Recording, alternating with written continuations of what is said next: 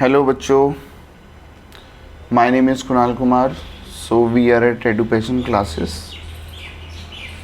Now going to start chapter number 2 of class 11th maths exercise 2.3. ठीक है बच्चों, चलो अब हम शुरू करते हैं बच्चों एक्सरसाइज 2.3. तो 2.3 शुरू करने से पहले थोड़ा बच्चों इसका बेसिक्स समझना बहुत ज़रूरी है. ठीक है, अगर आपको बेसिक्स क्लियर होंगे तो आपको पढ़ने में मज़ा आएगा. राइट, तो ये वाली जो एक्सरसाइज है जो हमने 2.1 और 2.2 कर ली, तो 2.1 में हमने 2.1 और 2 में दोनों में हमने समझा है कि रिलेशन क्या होते हैं. ठीक है, तो रिलेशन का मतलब हमने इसमें समझा है कि रिलेशन क्या होते हैं. अब हम समझने वाले हैं कि फंक्शन के बारे में हम पढ़ने वाले हैं. What is function. ठीक है, तो चलो अब हम फंक्शन की शुरुआत करते हैं. फंक्शन क्या होते हैं उसको थोड़ा ध्यान से समझते हैं. ठीक है, देखो रिलेशन क्या होता है. रिलेशन जैसे सेट ए से बी के बीच में कुछ रिलेशन होता है ना. जैसे सपोज ये 1 2 3 4 ये है ए बी सी डी, तो सपोज 1 ए से रिलेट कर रहा है, 1 बी से रिलेट कर रहा है, ऐसा हो सकता है ना. 1 सी से रिलेट कर रहा है, डी से रिलेट कर रहा है, वो क्वेश्चन में दिया होता है उसके हिसाब से हम बना सकते हैं. ठीक है, तो ये रिलेशन है, इसमें कोई इफ एंड बट्स नहीं होते. 2 ए से भी कर सकता है, 2 बी से भी, एक टाइम पे 2 सी से भी कर सकता है, डी से कर सकता है, नहीं कर सकता, क्वेश्चन पे डिपेंड करता है. ठीक है, तो इसमें कुछ प्रॉब्लम नहीं है, ये ऐसे ऐसे रिलेट कर सकते हैं. 4 ए से कर सकते हैं, बी से, सी से, डी से, तो ये रिलेशन होते हैं. ठीक है, जो हमने फर्स्ट एक्सरसाइज में कार्टेशियन प्रोडक्ट में पढ़े. सेकेंड एक्सरसाइज में हमने रिलेशन के बारे में कुछ और डिस्कशन करी. ठीक है, तो अब हम क्या करने वाले हैं, अब हम फंक्शन के बारे में पढ़ रहे हैं. ठीक है, फंक्शन क्या होता है. फंक्शन की 2 क्वालिटी होती हैं, आपको ध्यान रखना. सारे रिलेशन फंक्शन नहीं होते. ठीक है, रिलेशन तो कैसे कुछ भी हो गया है ना, बट सारे रिलेशन फंक्शन नहीं होते. फंक्शन की 2 क्वालिटी होती हैं. पहली क्वालिटी ये होती है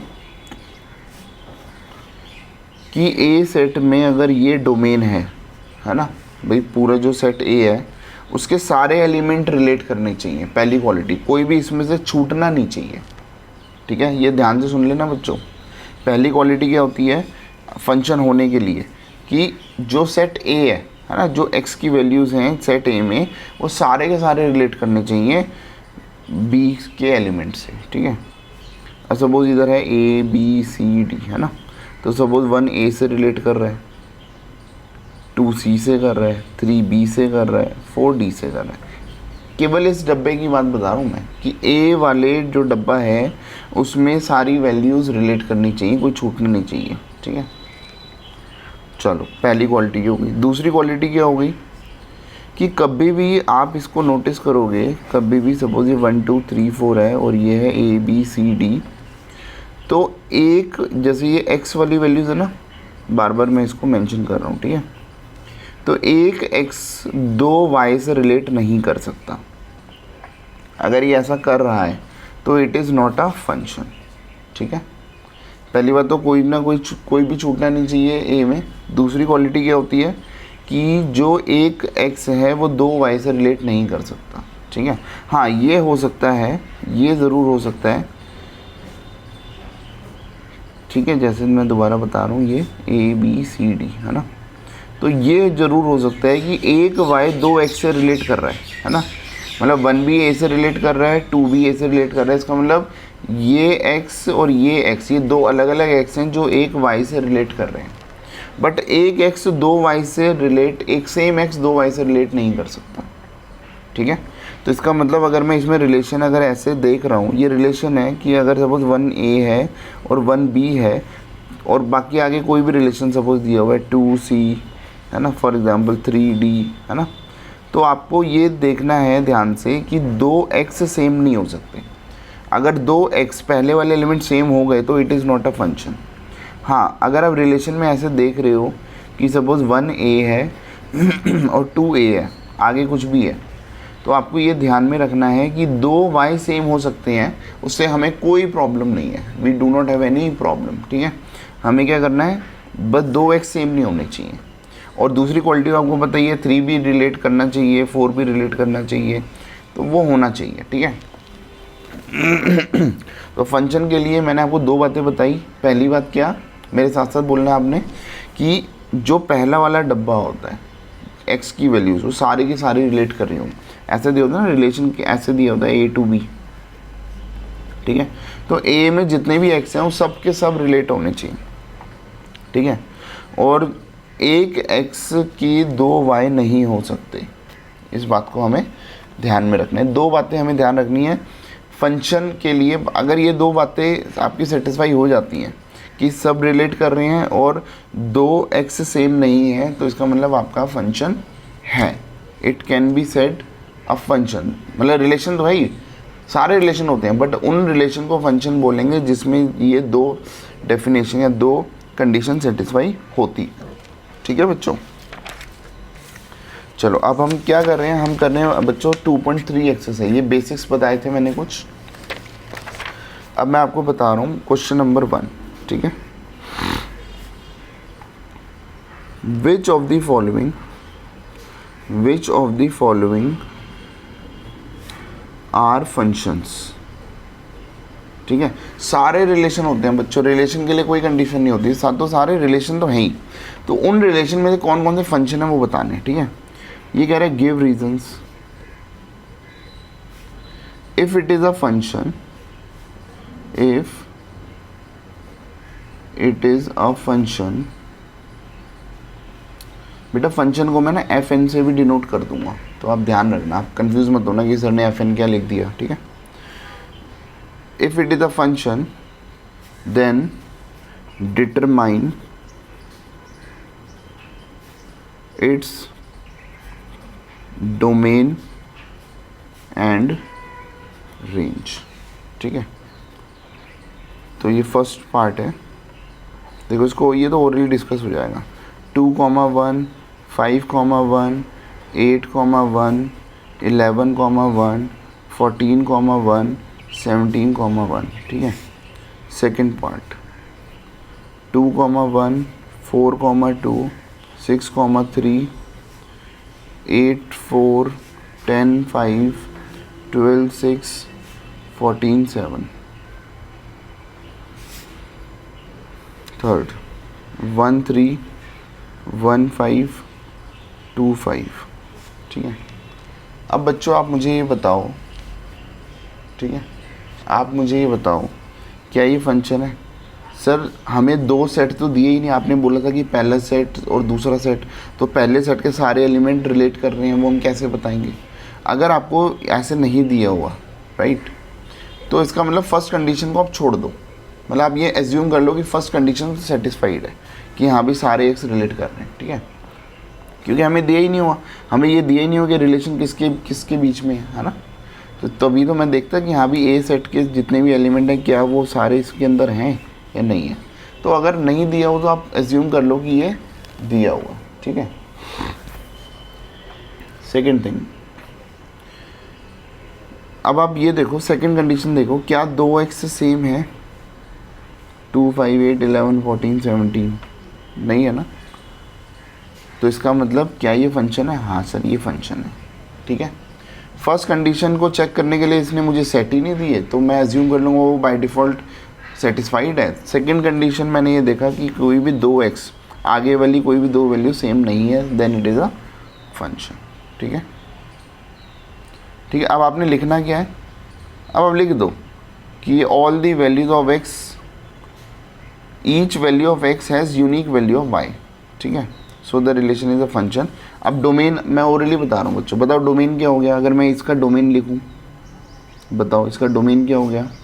सर डोमेन होता है एक्स वाली वैल्यूज़, हम बहुत बार पढ़ चुके हैं, तो ये हो गया 2, 5, 8, 11, 14, 17, तो ये डोमेन हो गया। अगर मैं पूछूँ रेंज क्या होती है, सर रेंज होती है वाई वाली वैल्यूज़, तो वाई में क्या है 1, 1, 1, 1, तो एक ही दिख रहा है मुझे 1, ठीक है, तो ये रेंज हो गया, ठीक है बच्चों।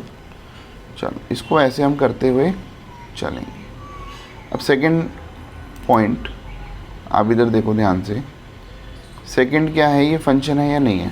देखो पहली कंडीशन तो हम सेटिस्फाई एज्यूम कर चुके हैं कि है, दूसरा, क्या 2x सेम है? 2 4 6 8 10 12 14, क्या 2x सेम है? नहीं सर, 2x सेम नहीं है। क्या 2y सेम है? 1 2 सॉरी, y को हम चेक ही नहीं करते, है ना। तो इसका मतलब ये फंक्शन है। डोमेन क्या है सर इसका? जो x वाली वैल्यूज़ हैं क्या है? 2 4 6 8 10 12 14, तो ये क्या हो गया? डोमेन हो गया, है ना। और रेंज क्या होगी? बाद वाली वैल्यूज़, तो रेंज को भी लिख सकते हैं 1 2 3 4 5 6 7, तो ये रेंज हो गई, ठीक है। अच्छा सर, थर्ड बताओ कि फंक्शन है या नहीं है। देखो 2x सेम दिख रहे हैं मेरे को, so it is not a function, तो मैं बोलूँगा it is not a function, ठीक है। अच्छा फंक्शन ही नहीं है तो ठीक है। अब सर इसका रीज़न क्या है? इसका रीज़न क्या है? देखो मैं आपको एक चीज़ और समझा दूँ। अगर मैं 1 और a को ऐसे रिलेट कर रहा हूँ तो मैं पता क्या बोलूँगा? b is the image of 1। ध्यान से सुन लो, मैं क्या बोलूँगा? a is the image of 1, और दूसरी भाषा में क्या बोलूँगा? 1 is the pre image of a। इस बात को समझ लो और दिमाग में बिठा लो, ठीक है। अब इसको मैं कैसे एक्सप्लेन करूँगा? मैं बोलूँगा it is not a function, it is not a function because 1 has 2 images, क्योंकि 1 की देखो 2 इमेज बन रही है, 3 and 5, तो वो नहीं हो सकता क्योंकि 1 3 1 5, तो 1 की 2 इमेज नहीं हो सकती, राइट। ये मैंने ऐसे एक्सप्लेन कर दिया, ठीक है। और वैसे हमें सोचने के लिए क्या चाहिए? 2x सेम नहीं होनी चाहिए, है ना, राइट। चलो अब हम चलते हैं बच्चों क्वेश्चन नंबर 2 पे। क्वेश्चन नंबर 2 क्या कह रहा है? Find the domain, find the domain and range. बच्चों सेकंड एक्सरसाइज में बहुत अच्छी तरह बता चुका हूँ कि डोमेन क्या होता है, रेंज क्या होता है। डोमेन होता है x की वो वैल्यू जिसको डालकर y की कुछ ना कुछ वैल्यू आए, नॉट डिफाइंड ना है बस। और रेंज क्या होता है? रेंज होता है y की वो वैल्यू जो x डालकर आती है। तो ये कह रहा है find the domain and range of the following real functions, ठीक है। चलो सॉल्यूशन करते हैं फर्स्ट पॉइंट का। तो f(x) क्या दिया हुआ बच्चों? माइनस में mod x, क्या दिया हुआ है? माइनस में mod x, ठीक है। अब f(x) का मतलब क्या होता है? y, तो y क्या हो गया? माइनस mod x, ठीक है।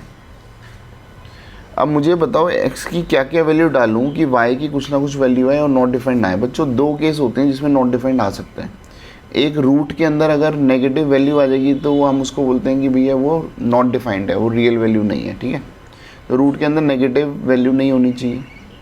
दूसरी बात, अगर सपोज अपॉन वाला क्वेश्चन है, सपोज 2/x है, अगर अपॉन में x आ रहा है तो अगर x की वैल्यू 0 हो जाएगी तो ये नॉट डिफाइंड हो जाएगा। समझ रहे हो? इसका मतलब या तो अपॉन वाला क्वेश्चन हो तो उसमें चांसेस होते हैं नॉट डिफाइंड होने के, रूट वाले में, ठीक है। अगर रूट के अंदर नेगेटिव वैल्यू हो जाएगी तो नॉट डिफाइंड हो जाएगा, ठीक है। अब आपको क्या देखना है कि x की वैल्यू क्या क्या डालूं कि ये y की वैल्यू जो है वो कुछ ना कुछ आए, नॉट डिफाइंड ना आए। तो सर ना तो ये रूट वाला क्वेश्चन ना ये अपॉन वाला क्वेश्चन है, ठीक है। तो x की कुछ भी वैल्यू डालो वो डिफाइंड ही होगा। तो इसका मतलब x जो है मैं बोलूँगा इसका डोमेन क्या हो गया? डोमेन हो गया सर कुछ भी डालो, कुछ भी नंबर डालो, डोमेन हो गया real number. This R stands for real number, ठीक है। तो डोमेन क्या हो गया? रियल नंबर, ठीक है। अच्छा रेंज क्या हो गई? देखो रेंज क्या हो गई, ठीक है। मैं आपको डायरेक्टली सोचना समझा रहा हूँ कि रेंज क्या है। बच्चों y की क्या क्या वैल्यू आ सकती है? देखो अगर आप मन में x की वैल्यू 1 डालोगे तो आंसर क्या हो गया सर? -1 आ गया, है ना। अगर मैं -1 वैल्यू डालूंगा मॉड के अंदर, मॉड का मतलब होता है पॉजिटिव कर देता है ना, और बाहर माइनस है, तो इसका मतलब इसकी वैल्यू +1 हो गई, तो ये -1 ही हो गया। तो आंसर हमेशा नेगेटिव ही आएगा, चाहे प्लस x की वैल्यू प्लस लो चाहे माइनस लो, आंसर नेगेटिव आएगा, ठीक है। तो रेंज क्या हो गई कि आंसर इसका, देखो अगर मैं चेक करूं तो ये 0, ठीक है, 0 से नीचे ही आंसर आएगा, और जीरो भी आ सकता है। हाँ सर एक्स की वैल्यू जीरो डालूंगा तो वाई की वैल्यू जीरो आ जाएगी, क्योंकि माइनस जीरो जीरो ही होता है। इसका मतलब जीरो भी वैल्यू आ रही है, बट जीरो से बड़ी वैल्यू आ रही है कोई? सर पॉजिटिव कभी आ ही नहीं सकता, है ना। इसका मतलब रेंज क्या हो गई है, माइनस इन्फिनिटी से, देखो ज़ीरो से कम आ रही है ना, तो इसको बोलते हैं माइनस इन्फिनिटी से ज़ीरो तक। और ज़ीरो क्या है, ज़ीरो इंक्लूडेड है और ये ओपन है, तो ये रेंज हो गई। ठीक है बच्चों, दिस इज़ रेंज। थोड़ा सा आपको समझना है, दिमाग लगाना है इसमें, राइट। क्वेश्चन नंबर 3 पे चलते हैं बच्चों अब हम।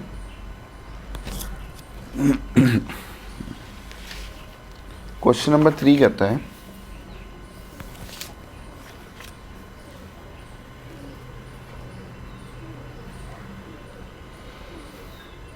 सॉरी क्वेश्चन नंबर 2 का ही सेकंड पार्ट है अभी, है ना। और ये बहुत इंपॉर्टेंट क्वेश्चन है, इसमें वही है सेकंड पार्ट कि डोमेन और रेंज निकालना है। ठीक है, तो एफ एक्स दिया हुआ है 9 माइनस एक्स स्क्वायर। ठीक है बच्चों, एफ एक्स आपको क्या दिया हुआ है, 9 माइनस एक्स स्क्वायर दिया हुआ है, this is your F x, right. चलो अब इसको कैसे सॉल्व करेंगे बच्चों, इसको बहुत ध्यान से हमें सॉल्व करना है। ठीक है, चलो देखो ये जो वैल्यू है इसको बोल सकते हैं कि ये y है ना, तो y इज वैल्यू क्या हो गया, root 9 minus x square. y क्या हो गया, रूट 9 माइनस एक्स स्क्वायर हो गया। ठीक है, अब डोमेन क्या होता है, डोमेन होता है x की वो वैल्यू जिसको y की, जिसको डालकर y की कुछ ना कुछ वैल्यू आए, तो मतलब x की वैल्यूज़, है ना। तो डोमेन क्या हो गया, डोमेन का मतलब क्या हो गया, डोमेन का मतलब हो गया set of values of x eight which function is defined, eight which function is defined.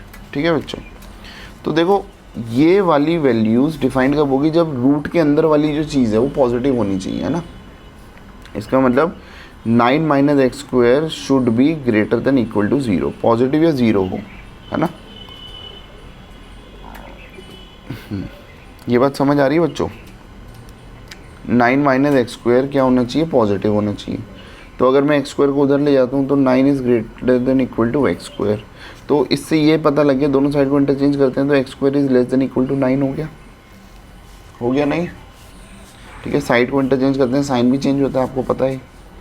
तो एक्स की वैल्यूज़ निकाल रहे हैं, तो मुझे एक्स की वैल्यू निकालनी है, तो अब कैसे करूँ, इसको हम लेट कर लेते हैं। देखो let x square is equal to 9 कर दिया, इससे क्रिटिकल पॉइंट पता लग जाते हैं। तो ये एक्स स्क्वायर इधर रूट, देखो ये हो गया रूट 9, है ना, तो रूट 9 में दो वैल्यू होते हैं प्लस माइनस ही।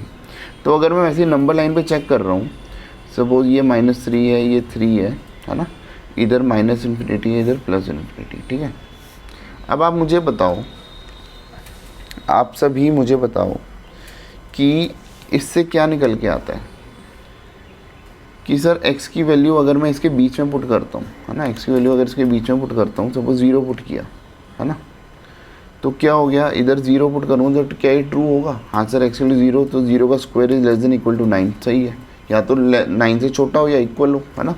तो यहाँ पे तो ये ट्रू आ रहा है।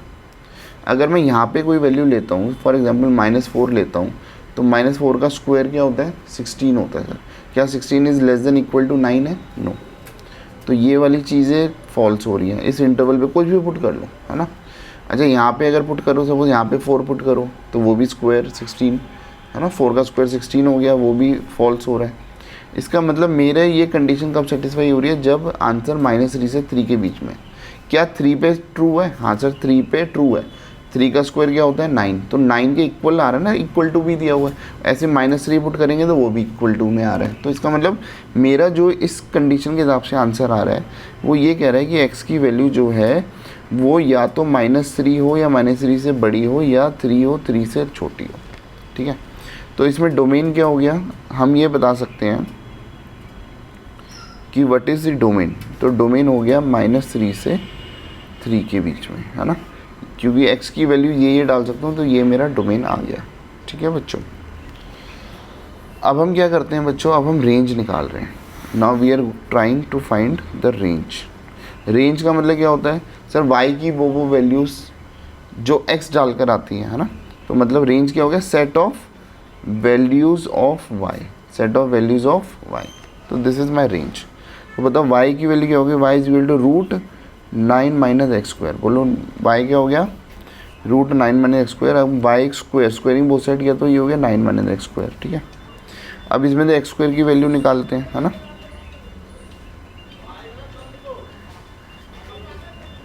जो एक्स स्क्वायर की वैल्यू क्या होगी, that is 9 minus y square, ठीक है। This is the value of x square, ठीक है बच्चों। अब एक्स स्क्वायर की वैल्यू आ रही है 9 माइनस वाई स्क्वायर। अब यहाँ पे हमें दिया हुआ था, देखो यहाँ पे हमें दिया हुआ था कि एक्स स्क्वायर की वैल्यू जो है वो लेस देन इक्वल टू 9 है। इसका मतलब मैं ये लिख सकता हूँ एक्स स्क्वायर, देखो ये x square is less than equal to 9 दिया हुआ है और एक्स स्क्वायर की वैल्यू ये है, तो मैं ये लिख सकता हूँ 9 minus y square is less than equal to 9, लिख सकते हैं ना, क्योंकि ये तो हमें लिखा ही हुआ है। इसके बदले मैंने एक्स स्क्वायर की वैल्यू डाल दी, तो ये हो गया 9 minus y square is equal to 9। अब इसको मैं सॉल्व करता हूँ तो क्या हो गया, 9 9 उधर है, कैंसिल आउट हो गया, तो ये हो गया वाई स्क्वायर।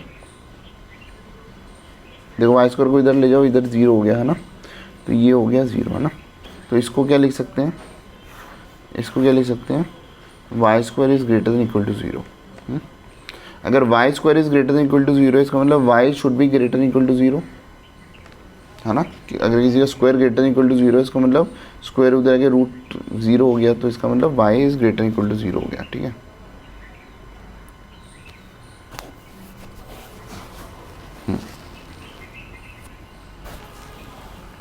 अब बच्चों एक बात और, तो ये कंडीशन हमें निकल के आएगी, y की वैल्यू क्या है, it should be greater than equal to 0 होनी चाहिए, है ना। अब हम एक चीज़ और लेते हैं, ठीक है, क्या लेते हैं,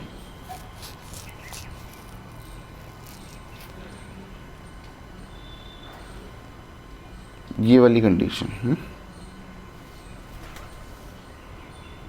ये ठीक है। ये जो 9 माइनस वाई स्क्वायर है, क्या 9 minus y square greater than equal to 0 नहीं होना चाहिए। जो 9 माइनस वाई स्क्वायर है, क्या वो ग्रेटर देन इक्वल टू 0 होना चाहिए, क्योंकि सर एक्स स्क्वायर जो है वो हमेशा या तो 0 होगा या 0 से बड़ा होगा, है ना। कोई किसी का भी स्क्वायर या तो 0 होगा या 0 से बड़ा होगा। तो मैं इससे ये डराइव कर सकता हूँ कि जो 9 माइनस वाई स्क्वायर है, क्योंकि ये एक्स स्क्वायर है ना, तो इसका मतलब ये शुड भी ग्रेटर इक्वल टू 0 होना चाहिए। तो इससे ये निकल के आ गया y is 9 is less than greater equal to y square. तो ये समझ आ गया कि y square is less than equal to 9, ठीक है। तो अगर वाई स्क्वायर 9 से लेस देन या इक्वल टू 9 है, तो वही नंबर लाइन को अगर मैं पुट करूँ तो इक्वल टू पहले जैसे ये ऐसे सॉल्व किया था, ऐसे ही इसका भी आंसर पता क्या हो जाएगा, y is greater equal to -3 and less than equal to 3। Same यही चीज़ें करके ये आंसर आ जाएगा, ठीक है। तो इससे ये निकल के आ रहा है कि जो y की वैल्यू है वो -3 के इक्वल हो या उससे बड़ी हो और 3 के लेस देन हो या इक्वल टू हो, ठीक है। और एक कंडीशन ये भी निकल के आई थी, है ना। तो दोनों का इंटरसेक्शन क्या हो गया, देखो ये कह रहा है कि y की वैल्यू सपोज ये 0 है, ये -3 है, ये 3 है ना। ये कह रहा है y की वैल्यू जो है वो यहाँ से यहाँ तक होनी चाहिए, है ना, ये कह रहा है ना। और ये क्या कह रहा है, y की वैल्यू 0 से बड़ी होनी चाहिए, ये है ना, 0 से बड़ी होनी चाहिए। तो मुझे बताओ इन दोनों में कॉमन चीज़, दोनों की बातें सेटिस्फाई कर रहे हैं, उसका कॉमन आंसर क्या है सर, वो ये वाला एरिया है ना। इसका मतलब जो मेरा y की वैल्यू है जिसको हम रेंज बोलेंगे, तो y की जो वैल्यू है वो क्या होनी चाहिए, मैं लिखता हूँ इसको इक्वेशन 1, इसको इक्वेशन 2 लिख देता हूँ, ठीक है।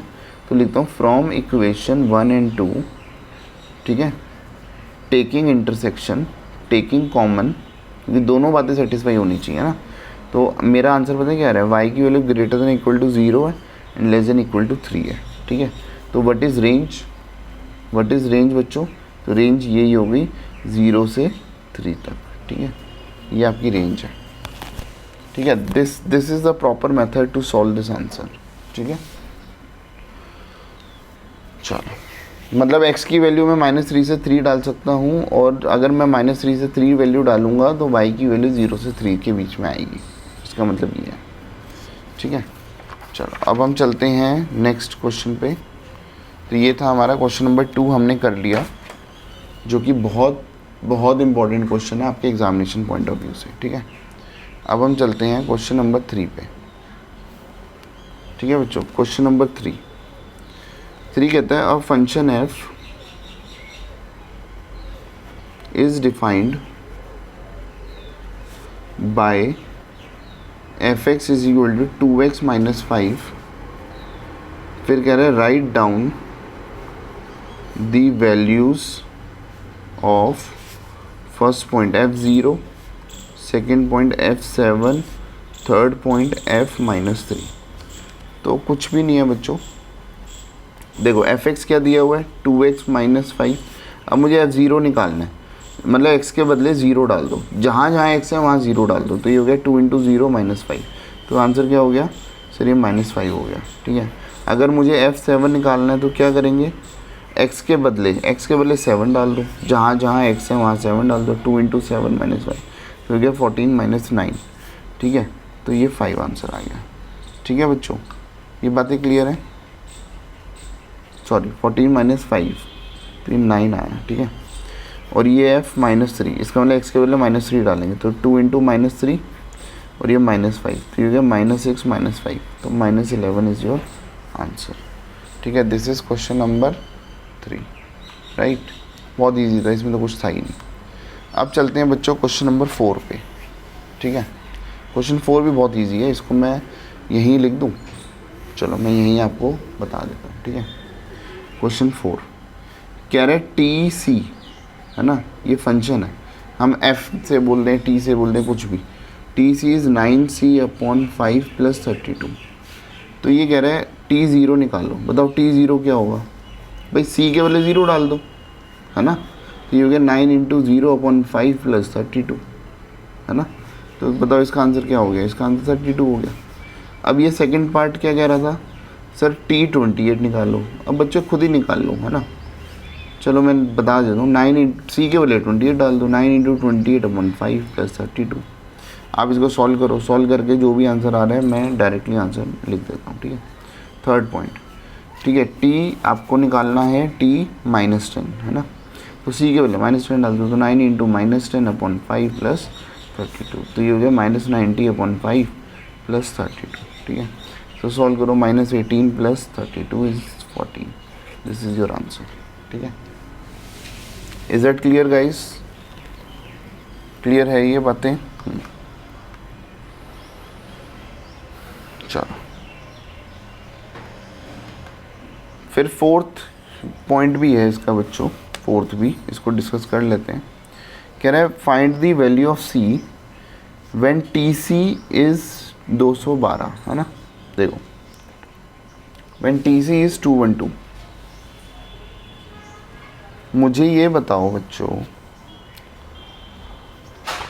tc, देखो ये है ना, इसकी वैल्यू 212 दी है, यहाँ पे पुट कर देता हूँ। तो ये हो गया 9c/5 + 32, ये फंक्शन दे दिया हुआ ना। अब इसको सॉल्व करो। ठीक है, 212 को 212 - 32, है ना।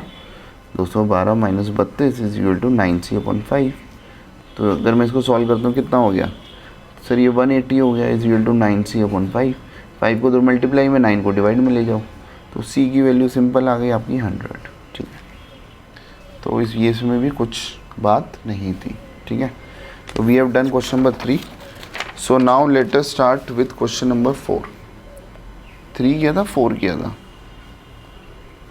ये हमने फोर्थ क्वेश्चन कर लिया। हाँ, थर्ड और फोर्थ। ठीक है, अब हम चलते हैं क्वेश्चन नंबर 5 पे।